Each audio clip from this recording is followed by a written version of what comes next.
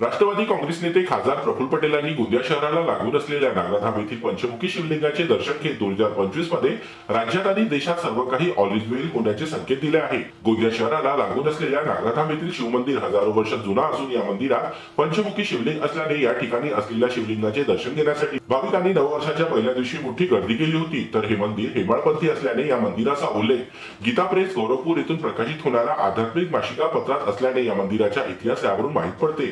तर विशेष बाब म्हणजे खासदार प्रफुल्ल पटेल हे जेव्हा जेव्हा गोंदियात येतात तेव्हा या मंदिरात येऊन शिवलिंगाचे दर्शन घेतात। तर आज सुद्धा खासदार प्रफुल्ल पटेल यांनी आपल्या नववर्षाची सुरुवात नागराधाम येथील मंदिरात येत पंचमुखी शिवलिंगाचे दर्शन घेत केली आहे। तर काय म्हणाले खासदार प्रफुल्ल पटेल पाहूया।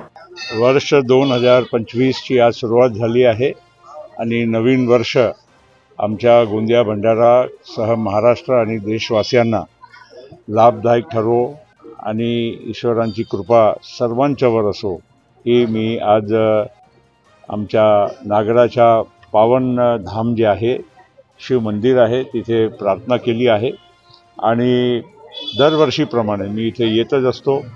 हा आमची भूमी आहे गोंदिया भंडारा जिल्हा।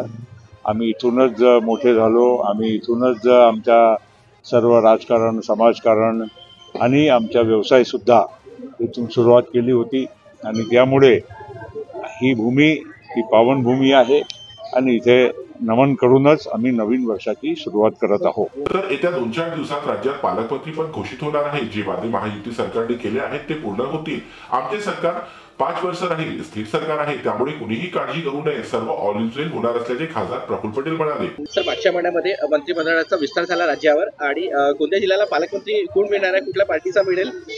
आता लवकरच हे सगळ्या गोष्टी म्हणजे ठरवण्यात जाणार आहे आणि काही दिवसाची वेळ नाही आहे। आता 2-4-5 दिवसामध्ये आता सगळे सुट्टीवर होते, बऱ्याच दिवसाच्या मेहनतीनंतर इलेक्शन आणि त्याच्यानंतर मंत्रिमंडळाच्या स्थापन करण्यासाठी दिवस गेले। त्यामुळे आता नवीन वर्षामध्ये एक नवीन सुरुवातही होईल।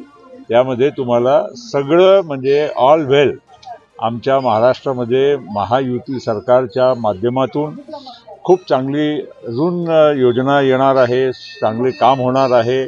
सगळ्यांना सुख समाधान आणि प्रगती ही कसं मिळू शकते त्याच्यासाठी आमची महायुती सरकार देवेंद्र फडणवीस, एकनाथजी शिंदे आणि अजित पवार काम करणार आहे।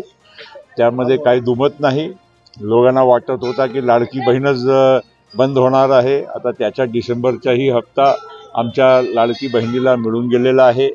आमच्या धान पिकवणाऱ्या शेतकऱ्यांना बोनस 20,000 रुपये मिळालेला आहे आणि जे काही आम्ही लोकांना सांगितलेलं आहे येणाऱ्या काळामध्ये वेळ आहे। आमची सरकार 5 वर्षासाठी आम्ही लोकांनी निवडून दिलेली आहे आणि स्थिर सरकार आहे, प्रगतिशील सरकार आहे, लोकांना गोरगरिबांना न्याय देणारी सरकार आहे। त्या विषयामध्ये कोणाला काही शंका ठेवण्याचं कारण नाही।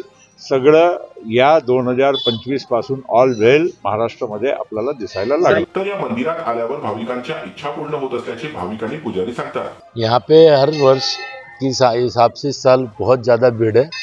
हमें हजारों लोग यहाँ पे आज दर्शन करने आते हैं कि जो ट्रस्टी हैं या ट्रस्ट बोर्ड है इनकी समस्त सुविधाओं का भी ध्यान रखा जाता है यहाँ पे आए हुए सभी भक्तजनों का।